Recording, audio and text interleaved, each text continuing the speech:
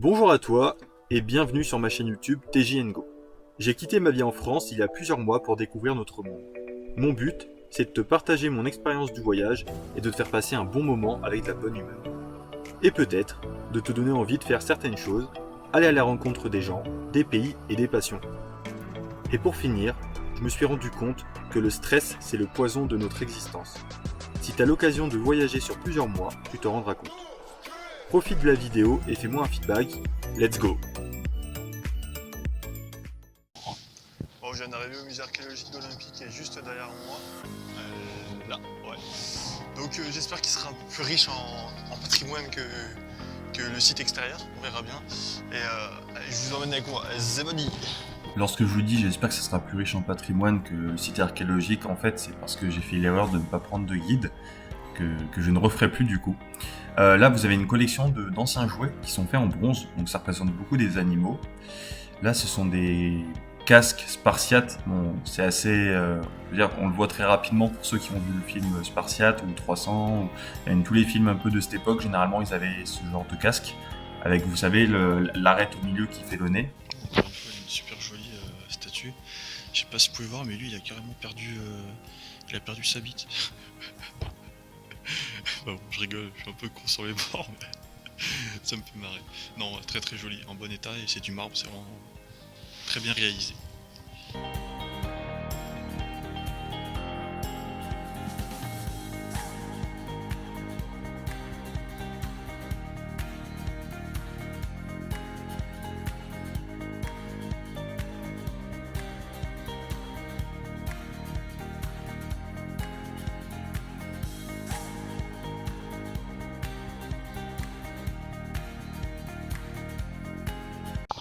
Bon alors je suis en route pour les gorges de Luxos, il me reste 1 heure mais j'avais trop faim. J'ai pas réussi à trouver de magasin, du coup j'ai fait des pâtes avec la sauce de chez Barilla, pesto à la calabrese. Franchement très bon. Avec un petit peu de feta dans les pâtes, un petit verre de vin. Et puis bah voilà, alors ma vaisselle est en train de s'accumuler à une vitesse que j'arrive plus à contrôler grand chose. Donc il va falloir que je fasse une séance vaisselle très bientôt. Et puis voilà, donc on se retrouve pour la rando là dans 1 heure et demie je pense, 1 heure quoi. Bon, ben j'étais en route pour aller aux gorges de Louisiana et là en fait sur le chemin je suis tombé sur un château en flanc. Alors je sais pas si vous arrivez à voir, le soleil tape pas mal là, mais c'est en flanc de sommet on va dire, c'est pas forcément une montagne, c'est un sommet assez haut. Et là du coup je suis à Caritena, donc c'est une petite ville vachement sympa qui est tout en hauteur comme ça, qui part d'en bas et qui monte, qui monte, qui monte. Juste à peu près ici je suis à peu près au max, ça remonte encore un peu là-bas. On a une église là, parfait, une petite place, je suis bien posé. Et juste en face, le château. Il y a l'air d'avoir une sorte de petite billetterie, je vais voir si c'est ouvert, si on peut le faire ou autre. Puis on verra bien. On se retrouve au sommet.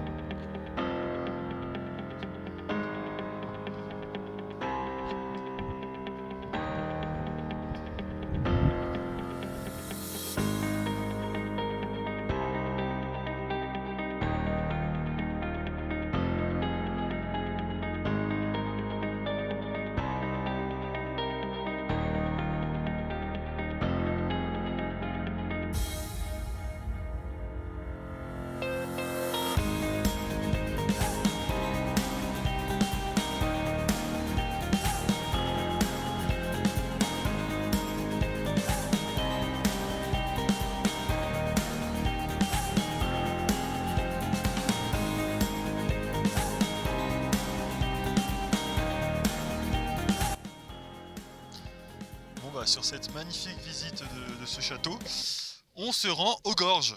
On se rend aux gorges parce que je suis à la traîne, enfin à la traîne. C'est pas vraiment impératif, mais ce que je veux dire c'est que il doit être, je sais pas, 15, 30. À 18, il fait presque nuit, donc j'ai donné dans les randos qui se finissent de nuit, tu vois rien, tu t'éclates la gueule, j'évite maintenant. J'ai appris de mes erreurs, on va dire. Du coup, je vais me dépêcher, je suis à 20 minutes des gorges. La rando, ça se trouve, elle dure pas longtemps. Si elle fait 1 heure aller, 1 heure retour, tu vois, c'est parfait. Si c'est 3 heures en total, ou 3 heures et demie, c'est là où ça risque d'être chaud, mais bon. Qu'à cela ne tienne, on y va quand même.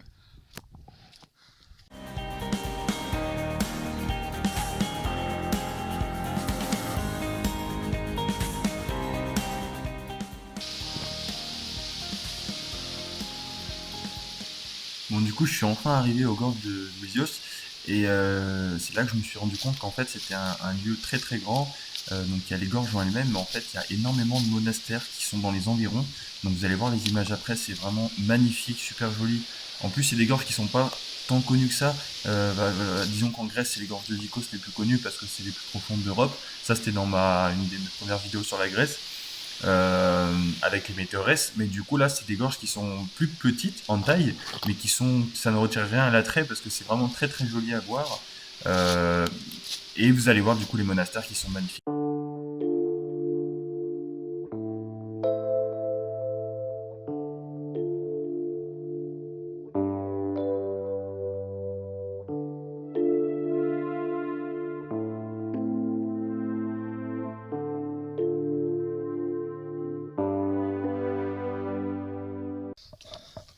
Bon, j'avais cru comprendre qu'il y en avait pour 30 minutes à y aller. Mon cul, ouais. Je suis mort. J'ai un cardio éclaté au sol. Et ça monte énervé. Hein. Je suis parti tout en bas des gorges, parce que du coup le parking est en bas des gorges. Ensuite tu marches 15 minutes, t'arrives à un spot avec une sorte de ruine un peu, avec un accès à la rivière. Tu vois, c'est là-bas qu'il faut que j'aille, là, en face. Ou là, mais bon, c'est au-dessus quoi. Et je viens de loin. Donc voilà. À mon avis, je vais arriver dans 20 minutes. Donc ça doit faire 40-50 minutes aller, idem retour. Donc c'est 2 heures, c'est pile poil, je serai dans mon timing. Bon allez, on se tient au jeu.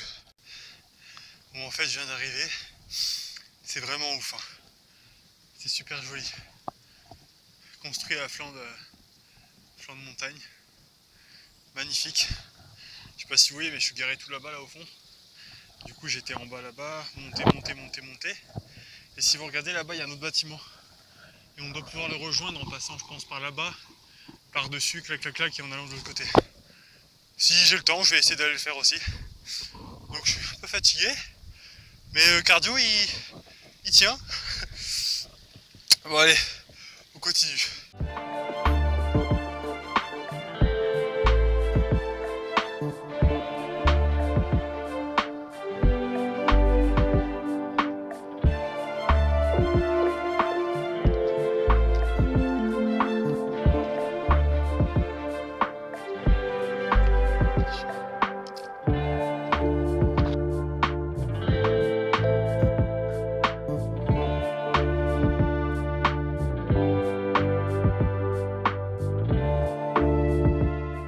Je n'ai pas trouvé tant d'informations que ça sur ce monastère. Est-ce qu'on ne pourrait pas tout simplement le contempler? C'était vraiment magnifique. Je pensais pas tomber sur un lieu comme ça.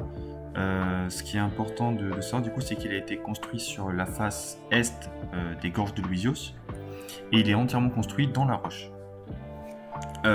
Vous avez aussi la petite église qu'on vient de voir et à l'intérieur, de ce que j'ai pu voir sur internet, il y aurait des magnifiques peintures datant du XVIe siècle.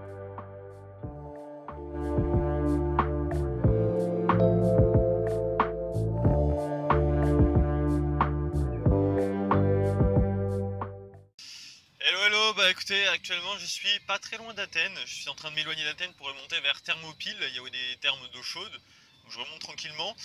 Les nouvelles du front, alors vous pouvez voir qu'il y a beaucoup de neige, et en fait, de ce qu'on peut voir sur internet et tout, déjà ils ont fait 2 jours fériés lorsqu'il a neigé, parce que du coup le pays, en tout cas les zones touchées par la neige étaient carrément bloquées. Ça c'est une première info. Et du coup ce qui s'est passé par la suite c'est que moi j'avais passé une nuit à -10 à peu près. Et depuis ce fameux jour des -10, je n'ai plus d'eau chaude. Au début je pensais que j'avais plus rien du tout, parce qu'elle était sans arrêt en défaut. Quand je me mets uniquement en mode chauffage, j'ai du chauffage. Par contre lorsque je demande de l'eau chaude, il veut pas. Donc j'ai essayé de vidanger le circuit mais ça n'a rien changé. Donc je sais pas, il doit y avoir un composant qui n'a pas aimé ou... Il va falloir que je démonte pour regarder, ou j'ai un réparateur dans le Nord, on verra bien. Enfin, en gros, j'ai sans arrêt des problèmes, mais c'est l'aventure donc, je le prends du bon côté, on va dire, enfin, j'espère. Ça faisait une semaine que j'avais pas pris de douche, j'ai pris une douche hier au camping, et je sais pas la prochaine sera quand, parce que je suis toujours en galère, donc voilà, c'est génial. C'est génial. Bah, c'est à peu près toutes les nouvelles hein, qu'il y a à vous dire. Donc là, je suis sur la route, c'est super joli en tout cas. Hein. Avec la neige et tout, honnêtement, ça rend bien. Ils ont déneigé, je pense, quasiment toutes les routes. Hein. Il n'y a plus trop d'emmerde avec ça. Donc on se retrouvera au prochain step. Et voilà. Bon bah, re à tous, donc je viens d'arriver à Thermopyles, je pense que ça se dit. Alors, la particularité de cet endroit en fait, c'est que c'est des thermes de chaude à 39 degrés. Et ça sent vraiment beaucoup le soufre, donc ça c'est normal aussi. Hein. On peut avoir tous les avantages et aucun inconvénient. Et les petites choses qui sont marrantes en fait, c'est qu'il y a un camp de réfugiés juste à côté. Je sais pas si vous voyez bien, je vais plutôt éclairer le chemin, c'est plus simple pour moi. Il y a un camp de réfugiés juste à côté, un hôtel qui a été pas réquisitionné, mais en tout cas qui maintenant sert à ça. Et la deuxième chose, c'est qu'on est à côté de l'autoroute, donc on entend les voitures, pour un lieu un peu particulier, c'est bizarre, mais bon. Et là, les thermes sont censés être juste là. Enfin, les thermes, l'eau chaude. Donc ça, c'est de l'eau chaude. Hein. Donc je sais pas trop à quel endroit il faut aller se baigner. Ce que je fais, c'est que j'ai regardé un peu.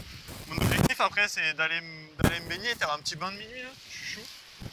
Puis voilà. Donc si je trouve un endroit, je vous fais des petites vidéos, de petites prises de vue. Bon, écoutez, je viens de trouver un spot. Là, ça fait une sorte de cuvette. Et là, il y a l'eau. Et bon, bah, je vais y aller. Hein. Elle doit être à 40 degrés normalement. Ah ouais, elle est trop bonne. Elle est vraiment trop bonne l'eau. Donc je vais me préparer, petite baignade quoi.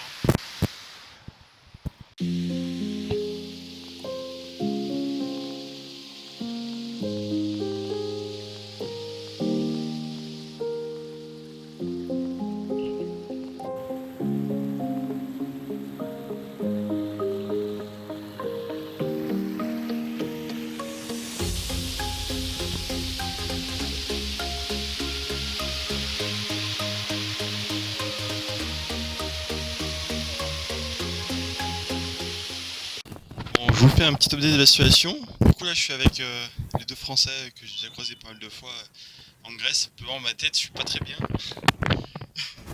a bu trop de Thermopyles wine. Donc putain merde, je viens de me faire mal. Du coup là je vais préparer ma popote, je vais les rejoindre. Il est minuit hein, donc, mais on a commencé l'apéro à je pense 21h, 20h. Et je vais les rejoindre, on va manger ensemble et on va retourner dans les thermes. Donc les thermes qui sont juste à côté du coup, là vous les voyez pas mais ils sont vraiment à 10 mètres. Et c'est compliqué de filmer là-bas parce que vu que j'ai le micro de connecté, je suis pas water résistant donc il y a trop de risques. Mais super cool en tout cas, très bonne soirée avec eux. Et on rigole bien, donc là je vais faire cuire mes pâtes avec des condiments ainsi de suite. Et après on est reparti pour le bain, jusqu'à pas d'heure. On doit entamer la deuxième bouteille de vin. Après, j'aurai plus rien parce qu'on a fini les bières, on a fini le vin. Ça devient compliqué. Hein. Mais voilà, tout ça pour vous dire ça. Allez, bise. On est plutôt très bien là. On est plutôt très bien. Hein. Avec ma petite cascade d'eau juste à côté. Bon, du coup, ça a été construit ce barrage pour faire une sorte de bassin. Sinon, il n'y a pas de bassin, je pense. Donc l'eau, ouais, doit être à, je sais pas, je dirais 35, 36 quoi. Mais elle est plus chaude que les thermes que j'avais fait qui étaient en Albanie. Là on est quand même bien plus chaud et ça fait du bien. Fait une petite douche. Easy. Après je vais sentir le soufre tout dégueu mais bon c'est pas très grave. Hein.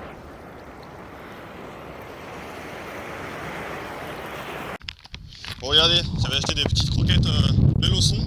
Et quand tu fais aller le paquet, vous voyez sa tête? Il tourne sa tête, il connaît ce bruit je pense. C'est trop marrant.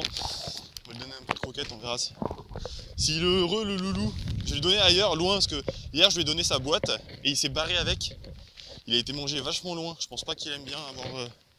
Je vais lui poser ses croquettes là. Oh, merde, putain, voilà. Je viens de vider, bon, on va lui donner un peu. Voilà, attendez. Bon appétit mon gros. Hein? Vas-y. Mange.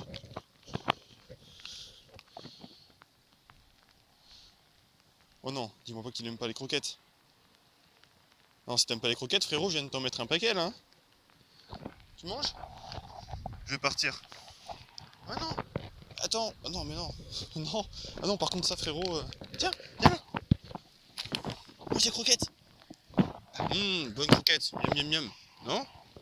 Ça te dit pas? Bon, attendez, j'ai coupé la caméra, je vais mettre tout mon art à profit pour cette œuvre. Bon, mission réussie. J'ai donné des croquettes au petit chien. Il n'osait pas manger devant moi, j'ai l'impression. Oui, il y en a un tas là, on voit un petit peu. Il est en train de se régaler. C'est ça que ça bat, hein. Alors, nous avons les thermes de Thermopyles se trouvant juste là-bas, qui sont très agréables ma foi, mais il y a aussi des choses à savoir niveau historique qui sont super intéressants et qui sont liés au film 300, je sais pas si vous l'avez déjà vu, avec des Spartiates qui se battent contre des milliers et des milliers d'ennemis. Je suis ici du coup à l'endroit où il y a eu cette guerre, cette fameuse guerre, et ce qui est marrant en fait c'est que les chiffres en fonction de où on les prend sont totalement différents. Ici ils nous disent que c'est en 480 avant Jésus-Christ. Lorsqu'on va vérifier sur notre ami Google, il nous dit que c'est en 490.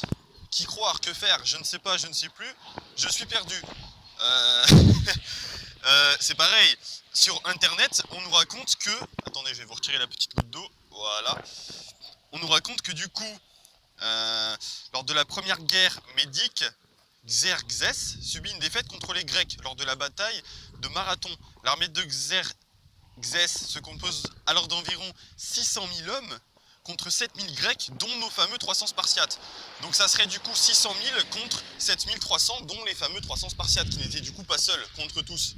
Et ici, ce qui est marrant, c'est ce qui est marqué, c'est 300 Spartiates et 700, donc, et 700 Thespianes contre, attendez, on va le trouver, contre une armée d'environ 1 700 000 soldats, envoyés par le roi Xerxès.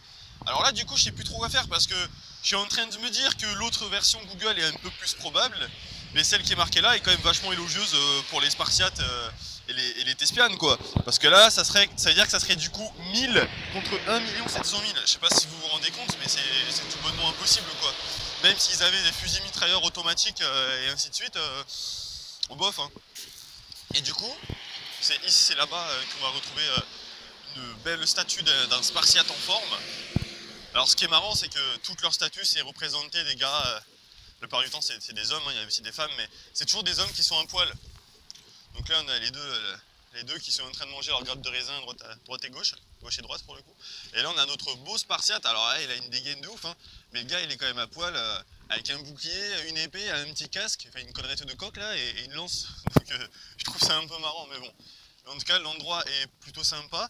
Un truc que je vais pas faire, parce que voilà, quoi, pas le temps, vous voyez ce que je veux dire. Mais à savoir, juste là-bas, il y a un centre d'information qui paraît très intéressant. Donc le gros bâtiment neuf là-bas, attendez, je vous essuie, voilà. Le gros bâtiment neuf là-bas est tout lié à la guerre qui s'est passée ici. Donc ça peut être intéressant à voir.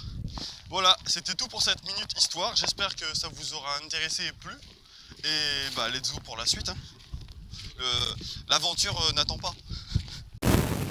Hey, bah écoutez, aujourd'hui c'est une journée importante dans mon trip. C'est mes dernières heures, minutes en Grèce.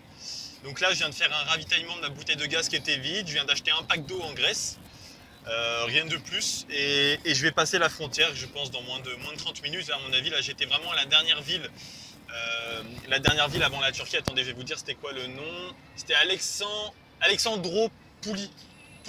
Alexandroupoli, en Grèce, il y a beaucoup de villes avec ça se termine en Oli ou choses comme ça.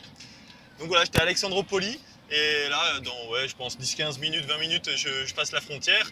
J'ai encore une fois tout ce qu'il faut pour passer la frontière, le passeport, la carte grise, tous les papiers dans une petite pochette toute jolie. Donc je ne devrais pas avoir de problème.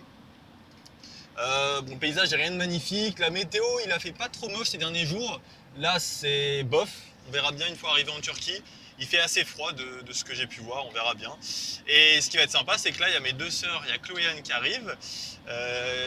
arrivent jeudi soir et elles repartent dimanche. Et on a loué un Airbnb avec des copains que j'avais croisés sur la route, en plein Athènes. Donc ça va être trop bien ce week-end.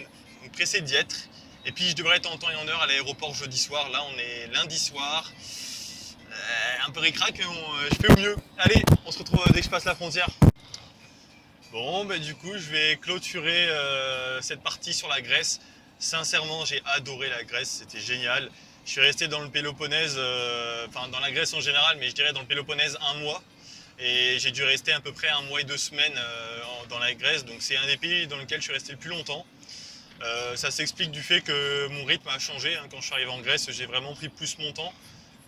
Avant, j'allais un peu plus vite. Il y avait des spots de malades où je ne pouvais pas partir, j'étais obligé de rester plusieurs jours de suite, je ne pouvais pas partir aussi vite. Donc c'est vraiment que du plaisir. Avec un peu plus de chaleur et un peu plus de soleil, ça aurait été encore mieux, mais j'ai vraiment adoré ce que j'en ai vu, avec énormément de belles choses à voir, en tout cas dans le Péloponnèse. Et après, dans le nord de la Grèce, c'est en grande majorité les Météorès et les gorges de Vikos qui sont impressionnantes. Mais sinon, ouais, dans le Péloponnèse, je retiendrai Monemvasia, qui est magnifique. Il y a Nauplie, qui est une très jolie ville. Après, il y a l'île d'Hydro que j'avais fait, Hydro. Et après, il y avait pas mal de petites villes vers la fin du Péloponnèse, avec des fortifications qui étaient vraiment magnifiques. Donc voilà, génial, génial. Bon, ben du coup, normalement, j'avais fait la fin de vidéo sur la séquence que vous voyez, mais du coup, les projets ont changé entre-temps. Donc, je pouvais pas laisser cette fin-là en conclusion. J'étais obligé de réadapter en fonction des nouvelles choses. Là, on est actuellement le 14 avril. Et demain, je pars nous partons, on part à plusieurs, pour Miami, donc en Floride, aux États-Unis. Vous pouvez voir mon camion qui est derrière, toujours là, en parfait état. Il a été retapé au top, quoi. Là-bas, il y a mon petit chien. Attendez, bon, regardez. Cookie. Bon, elle s'appelle pas Cookie, mais on va dire qu'elle reconnaît ce prénom-là. C'est Yuki, son prénom. Et voilà, donc du coup, je pars pour Miami, en Floride, demain, avec ma sœur et 3 amis. Vous allez voir, ça va être génial. Franchement, c'est une aventure alors complètement différente de celle en camion, mais là pour le coup, on a loué 2 voitures super sympas. On va faire toute la Floride ensemble, on va faire les Everglades, on va faire les parcs d'attractions, on va faire des plages paradisiaques, plein de trucs trop bien. Des brocantes aussi parce que j'aime bien et les États-Unis c'est trop cool pour ça. Voilà, donc je suis trop content de partir. Donc ça c'est demain. On reste 2 semaines ensemble là-bas. Et ensuite moi, vu que j'apprécie du coup voyager solo et rencontrer les gens, je vais rester 2 semaines de plus. Et après je pourrais pas faire plus. Initialement j'avais prévu 1 mois, mais financièrement c'est plus trop possible. Là je suis en train de siphonner tous mes comptes, donc c'est un peu la galère. Mais voilà. Et donc après les États-Unis, ce que je vais faire, c'est que je vais vous proposer la Turquie. La suite de l'aventure Road Trip Europe. Donc là, il y aura une aparté pour les États-Unis. J'aimerais bien faire du temps réel. Donc c'est pour ça que je préfère arrêter là le Trip Europe. Et ensuite, quand je reviens des États-Unis, je vous proposerai la fin du Trip Europe avec la Turquie qui était vraiment géniale. J'ai pu faire quand même pas mal de choses. Je suis resté au total à peu près un mois et demi en Turquie. Et après, il y aura un peu de Bulgarie. Et donc après, pour la suite, voilà, j'ai vraiment été assez vite pour rentrer en France, vu que j'avais l'impératif des États-Unis.